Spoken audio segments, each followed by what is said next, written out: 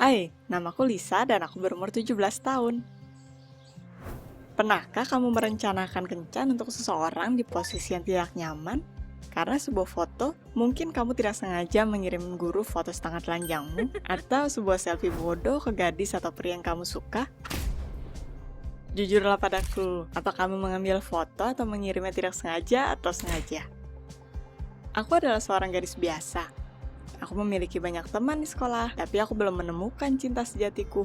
Mungkin itu mengapa aku memutuskan untuk mencarinya di internet. Tonton video ini sampai akhir dan temukan bagaimana aku menghancurkan seorang anak laki-laki telanjang di depan orang tuanya di sebuah foto. Suatu hari aku sedang menggeser foto di Tinder dan melihat sesuatu yang menarik. Itu adalah lukisan tangan. Aku memutuskan untuk menekan cocok. Aku pikir itu mungkin seorang artis tato karena lukisannya seperti sebuah tato yang sulit. Tapi pria bernama Jesse itu berkata bahwa dia hanya menggambar dan juga dia memiliki cedera kaki. Jadi dia menggunakan kursi roda. Itu membuatku merasa tidak nyaman karena aku tidak pernah memiliki hubungan dengan orang seperti itu sebelumnya.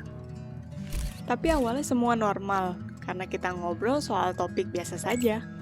Kita mulai saling mengirim pesan. Dia lucu, dia menceritakanku berbagai hal menarik. Aku rasa dia menyukaiku, tapi aku tidak ingin sebuah hubungan romantis, bahkan hanya virtual. Itu akan tidak adil memberinya harapan. Apa kamu merasa tidak nyaman ketika kamu berhubungan dengan orang di kursi roda? Terutama jika itu lebih serius dari sekedar mengobrol, maka kamu tahu maksudku. Jesse adalah seorang artis. Dia menjelaskan bahwa hanya kakinya yang tidak berfungsi dan tangannya baik-baik saja, jadi dia bisa menggambar dengan baik. Sebagai bukti, dia meminta fotoku dan berjanji untuk melukisnya. Aku penasaran dan aku mengirim satu foto dari perjalananku. Tidak spesial. Jesse mengembalikannya dan itu adalah lukisan yang keren, bukan lukisan yang dibuat oleh orang yang sedang belajar, tapi dengan semua detailnya. Di saat bersamaan, itu bukan hanya mengimitasi fotonya, tapi sebuah interpretasi. Seperti seolah pria ini terinspirasi oleh fotoku dan memiliki ide baru dari dirinya sendiri. Aku mengingat sebuah rangkaian bunga cerah. Aku rasa itu adalah bunga aster merah. Lalu aku bahkan mencarinya di Google. Mereka berarti keindahan dari pemilik yang tidak diketahui. Secara umum itu adalah simbol zaman medieval untuk cinta. Tapi aku tidak suka dengan deskripsinya. Itu tertulis, pacarku Lisa. Tapi aku tidak mengatakan apapun. Aku merasa kasihan pada pria itu. Walau begitu, pikirku waktu itu, tidak ada orang di sekolah yang akan tahu Jesse menyebutku pacarnya. Dan ini hanya sebuah percakapan di internet yang tidak mengikat. Aku bisa berhenti berkomunikasi kapanpun aku mau. Sejak itu, dia sering meminta foto dariku. Aku setuju, dan lalu dia berkata bahwa dia meminta izin orang tuanya untuk menggantung lukisanku di dinding. Dan aku bisa membayangkan dia dikelilingi oleh lukisan wajah. Dia tidak benar-benar melukisku seperti di foto. Aku adalah sebuah alien, atau sebuah peri, atau sesuatu seperti Wonder Woman dari komik. Seketika dia bahkan melukis sebuah putri duyung dengan wajahku, setelah aku mengiriminya foto di pantai. Aku tersipu dan sedikit aneh. Tepat sebelum hari Valentine, Jesse secara sadar menghubungiku dan mengajakku untuk sebuah kencan virtual. Oke, pikirku, ini hanya sedikit lebih dari chat dan mengirim pesan.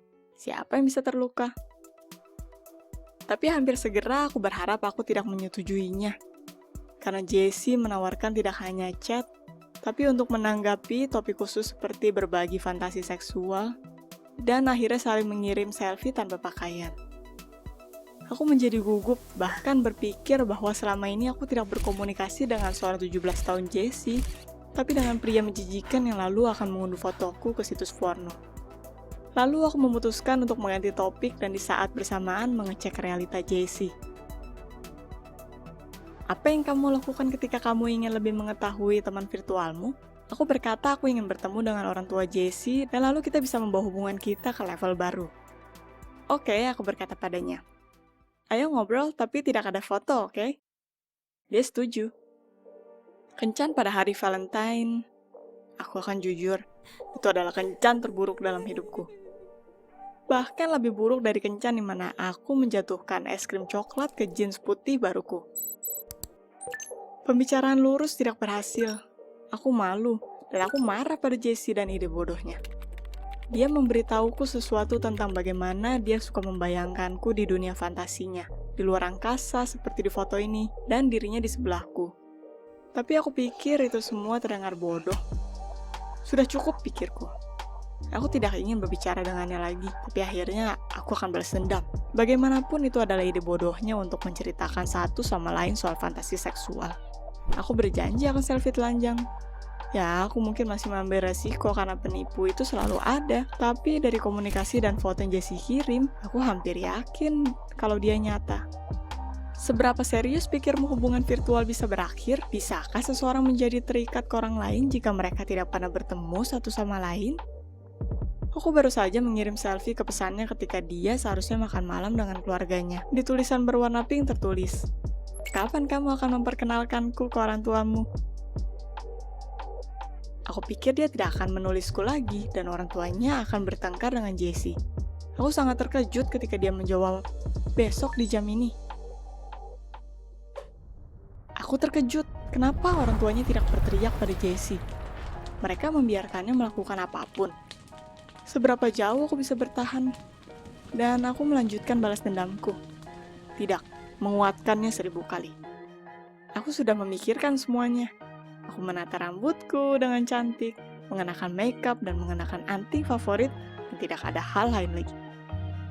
Aku menyalakan lilin di kamar, menutupi ranjang dengan selimut merah. Secara umum membuat atmosfer seperti rumah bordir, walaupun aku tidak tahu apapun soal itu. Di jam yang sudah disetujui, link videonya muncul, dan aku tersenyum ke kamera seperti tidak ada yang terjadi. Aku melihat 2 orang separuh baya yang adalah orang tua Jessie. "Hai Lisa," kata ibu Jessie. "Kita sudah mendengar banyak tentangmu. Jessie sangat menyukaimu. Selalu berkata betapa hebatnya dirimu dan melukis wajahmu." Ayahnya menambahkan, "Mereka terlihat baik untukku." Awalnya terlihat bahagia, tapi lalu senyum ramah mereka perlahan menghilang setelah mereka mengerti bagaimana cara pacar anaknya berkomunikasi dengan mereka. Tuhan, itu sangat lucu. Aku hampir tidak bisa menahan tawa dari selimut merah ini. Dan lalu di sana ada Jessie. Aku melihatnya untuk pertama kalinya. Dia ternyata adalah pria yang tampan. Lebih menarik daripada pria-pria yang telah kukencani. Dia melihatku cepat, merona tapi seketika meraih pensil dan sebuah kertas dan mulai melukis. Dari waktu ke waktu, dia berhenti dan melihatku dengan kekaguman, seperti sedang melihat karya seni. Dan lagi-lagi aku tidak bisa membayangkan. Ini dia yang melihat foto perjalananku, foto trip sekolah, foto di kafe, di pantai, dan di kolam renang. Dan lalu dia yang menciptakan semua peri dan putri duyung dan pejuang dengan wajahku. Aku seketika ingin dia terus melukisku. Dia melukisku seperti tidak ada hal yang terjadi. Bercerita padaku tentang harinya, bertanya bagaimana kabarku, berkata bahwa dia akan melukis sesuatu yang tidak biasa, dan aku merasa sangat malu. Aku harus mematikan kamera dan berpakaian, tapi aku seperti tidak sadar menjawab tidak jelas, dan sampai Jessie memanggil orang tuanya lagi. Ini adalah kesempatan terakhir. Aku bergegas ke kamera untuk menaruhnya tepat di bawah selimut. Lalu aku mematikan link videonya dan jatuh ke ranjang. Aku sangat malu. Jessie sangat lucu dan aku membuat diriku dan dia terlihat menjijikan. Aku tidak akan pernah bisa berkomunikasi dengannya lagi, dan aku sangat ingin untuk melanjutkannya. Aku mulai menangis. Makeupku luntur tapi aku tidak peduli. Aku menghapus air mataku dan berpikir bahwa karena balas dendam bodohku, aku kehilangan kesempatan untuk berkomunikasi dengan seorang pria keren, dan sekarang dia tidak akan pernah menghubungiku lagi. Tiba-tiba telepon berbunyi. "Halo. Ya, kamu sudah membuat orang tuaku kagum," isi pesannya. Aku membacanya 5 kali, tidak mempercayai mataku sendiri. Aku melempar telepon, berpakaian cepat, dan segera menghapus makeupku yang luntur. Jadi aku bisa meneleponnya lewat link video. "Aku minta maaf," kataku. "Aku janji tidak akan mengulanginya. Itu adalah candaan bodoh. Mari lupakan dan pergi ke suatu tempat bersama. Ke kafe atau bioskop. Aku yang bayar." "Jangan khawatir," kata Jessie. "Aku memberitahu orang tuaku bahwa aku memintamu untuk berpose. Semua artis melukis gambar telanjang. Tidak ada yang salah dengannya. Hanya mempelajari anatomi dari seseorang yang hidup, karena itu sulit untukku pergi ke kursus." Dia merona dan tersenyum. Aku akan sangat senang bertemu langsung denganmu. Tapi lain kali kita berdua harus berpakaian lengkap. Kita berdua tertawa. Kita masih sedikit tidak nyaman, tapi aku memberi Jessie semangat dan dia menyemangatiku. Kita setuju untuk bertemu di luar kafe jam 8 malam keesokan harinya. Aku menyadari bahwa aku sangat menantikan pertemuan ini. Apa kamu suka ceritaku? Like dan subscribe ke channel ini untuk melihat video menarik lainnya. Hati-hati berkencan di internet.